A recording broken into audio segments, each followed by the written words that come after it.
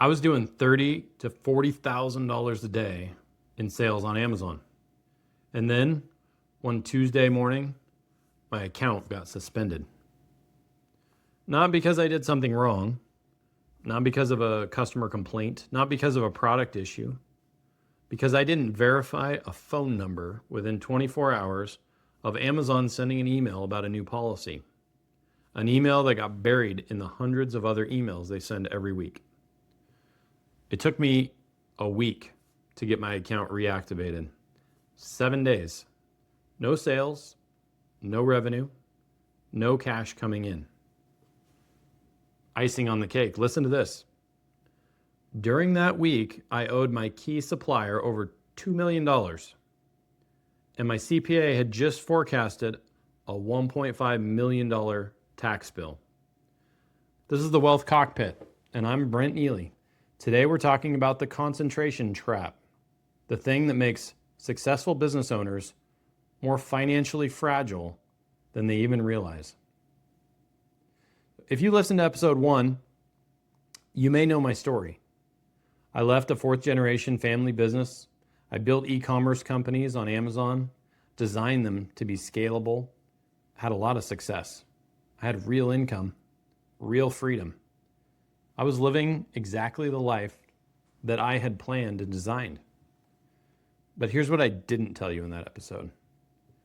That same year, my CPA forecasted that $1.5 million tax bill. I was also carrying over $2 million in payables to my primary supplier.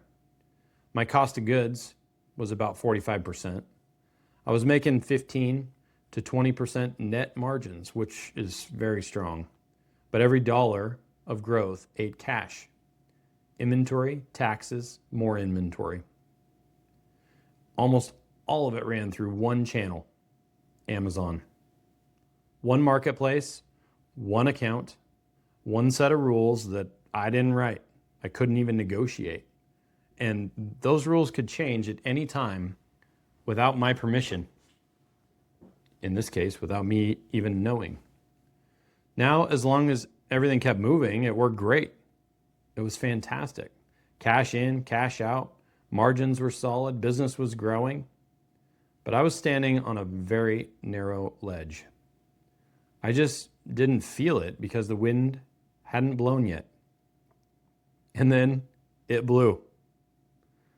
That account suspension, a week of zero revenue over a phone number verification, that was my wake-up call. I got the account back. The business recovered. But I sat there afterward and thought, what if it had been 30 days instead of 7?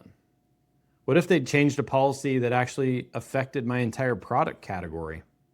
What if my supplier had changed the rules or chose to stop selling to me?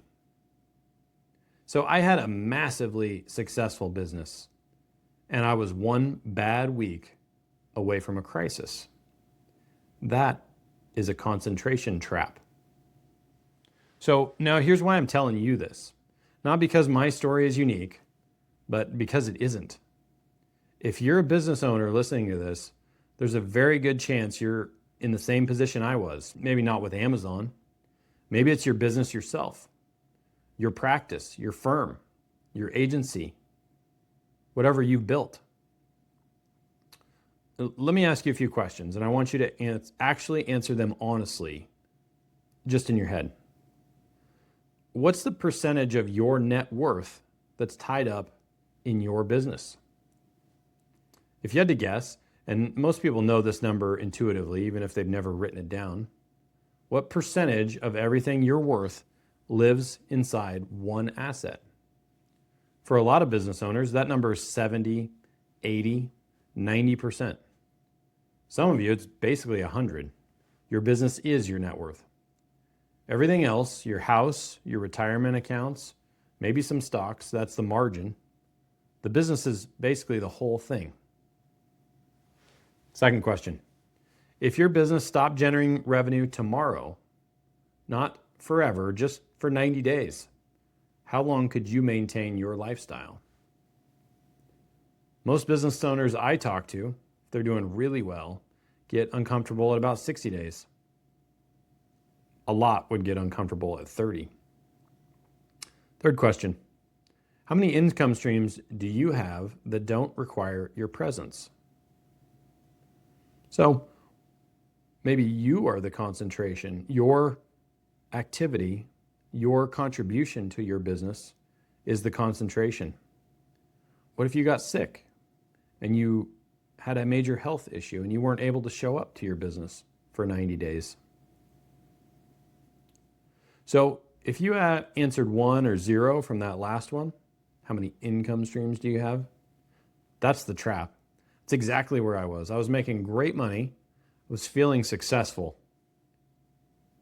I was so smart and completely concentrated in one thing that I didn't control. So here's what changed my thinking. And it wasn't another business book. It was data. I started looking at how family offices allocate. Not individual investors, not retail financial advisors. Family offices, the organizations that manage wealth for the ultra high net worth.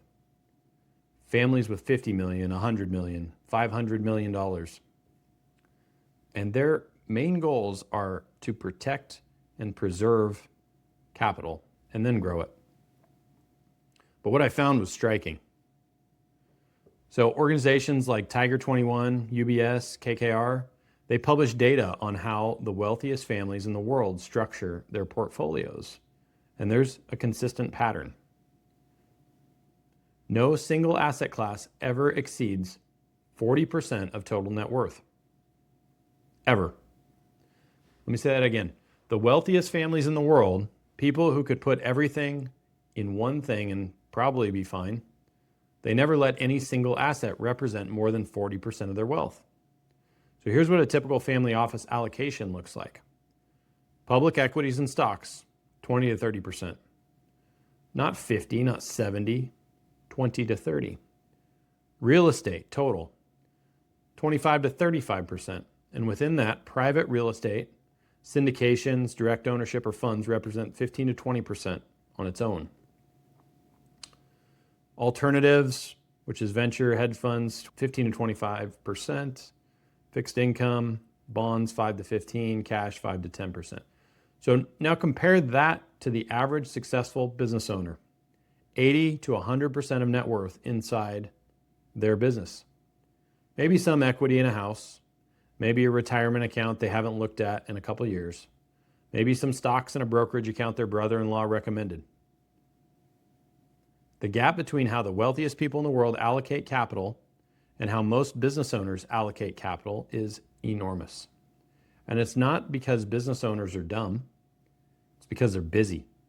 They're focused on the one thing that's working. They're reinvesting in growth.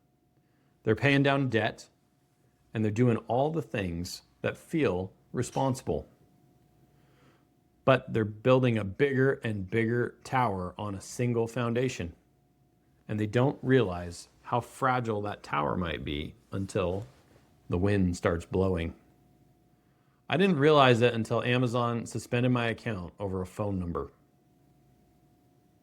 So let me make this concrete. Let's walk through a hypothetical, and I'll tell you right now, this hypothetical is based on real conversations that I have with business owners. So let's say you're a business owner. You build a company doing $3 to $5 million a year in revenue. You're taking home at $500,000, maybe $700,000. By any measure, you're killing it. Your net worth is about $3 million. Here's how it breaks down. $2.5 million of that is the value of your business. Inventory, equipment, goodwill, receivables, it's real value, but it's locked inside the business. You've got $300,000 in equity in your house. You got a couple $100,000 in retirement accounts and maybe some stocks. So in this example, that means that 83% of your net worth lives inside one asset, one business, one industry, one set of customers, one set of risks that are all correlated. If the business has a bad year, it all goes down together. Compare that to the family office benchmark, maximum 40% in a single asset, and you're at 83.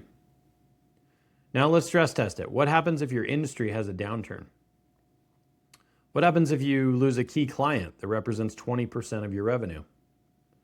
What happens if a competitor enters your market and compresses your margins? What happens if you have a health issue and you can't show up for 3 months? Your business value drops, your income drops, your lifestyle is at risk, and you have almost nothing outside the business to fall back on because you've been reinvesting everything back into the thing that's now under stress. This is not a failure of ambition. That's a failure of allocation. And it's fixable, but only if you see it. So what did I do? I started moving capital out of my concentrated position and into real assets, specifically commercial real estate. Initially, it was government leased office buildings, which I still own several of. But multifamily apartment buildings are where I currently think the best opportunity is. Assets that generate cash flow, independent of my business, that benefit from inflation instead of being hurt by it, and that come with tax advantages that actually reduce the tax bill that was crushing me.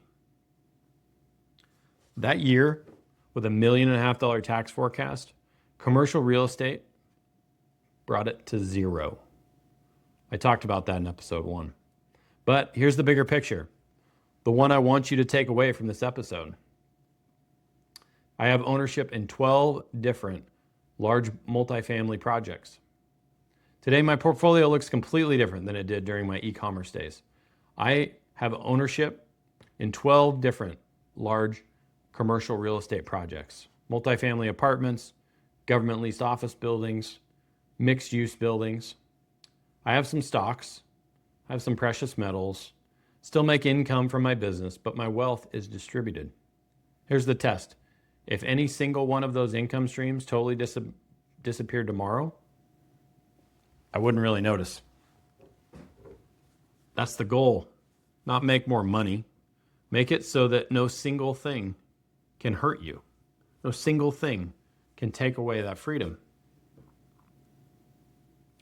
So that's how the wealthiest families in the world think, not how do I maximize returns?